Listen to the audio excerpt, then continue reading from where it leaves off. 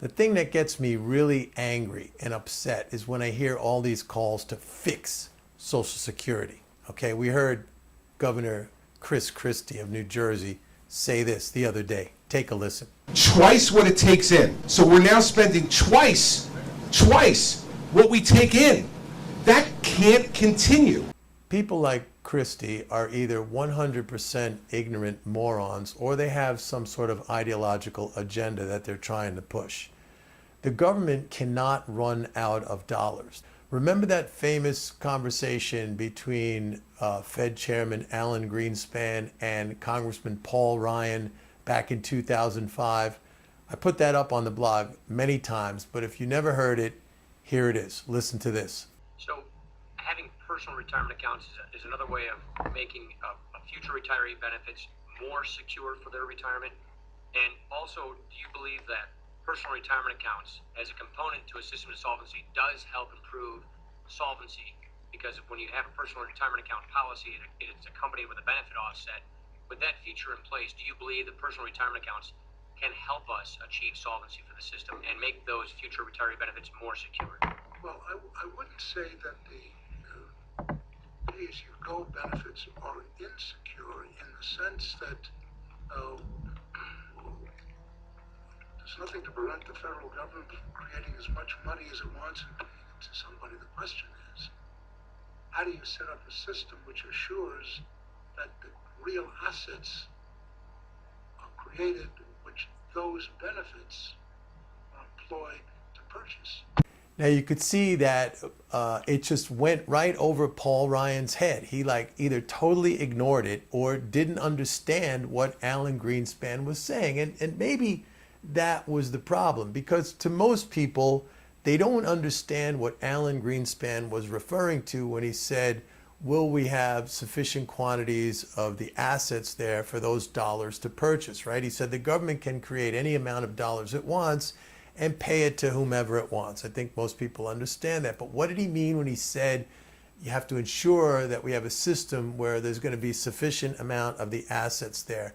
Greenspan was referring to the real goods and services, things like food, shelter, clothing, hospitals, medical care, medicine, all the things that seniors are going to need to consume in the twilight years of their lives. We have to ensure that there's going to be enough of the real stuff for the money to purchase. The money's no problem. The government can create any amount of money that it wants, like he said, and pay it to whomever it wants. But if there are not sufficient quantities of the things we need to live, then no matter how much money you have, the system cannot provide. It is functionally bankrupt. That's the only way that the system can go bankrupt. It can't go bankrupt financially, okay?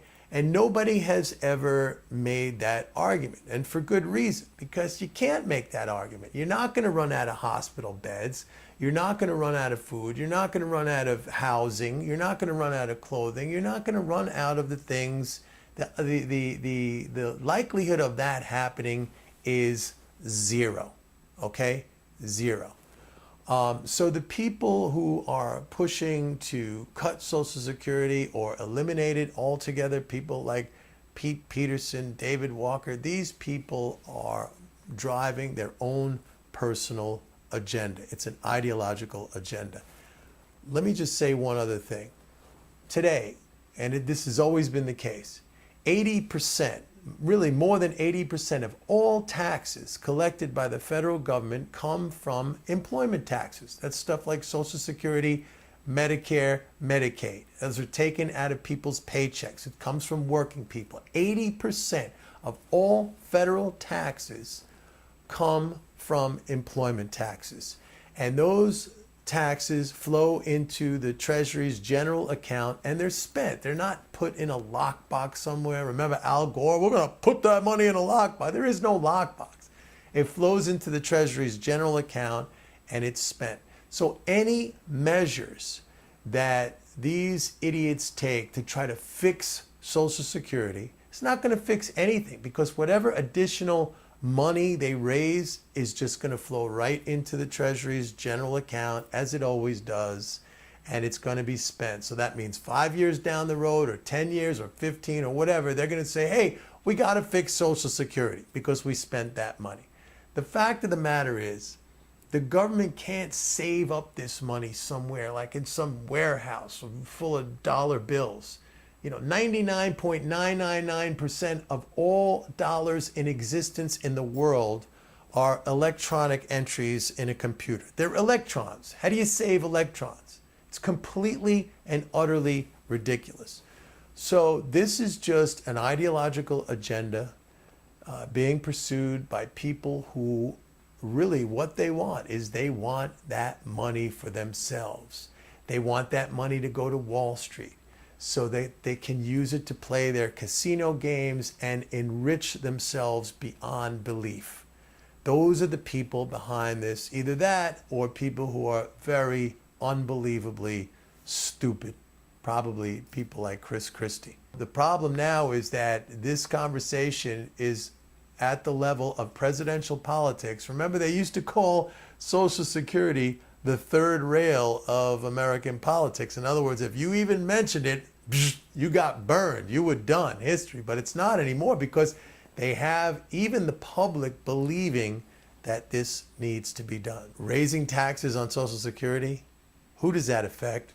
It affects the middle class. It affects the working poor. So, right in the middle of this national argument or national discussion about income, massive, historic income and wealth inequality, what are the proposals being put out there? Not just by the Republicans, but the Democrats too. Hey, let's raise taxes on working people.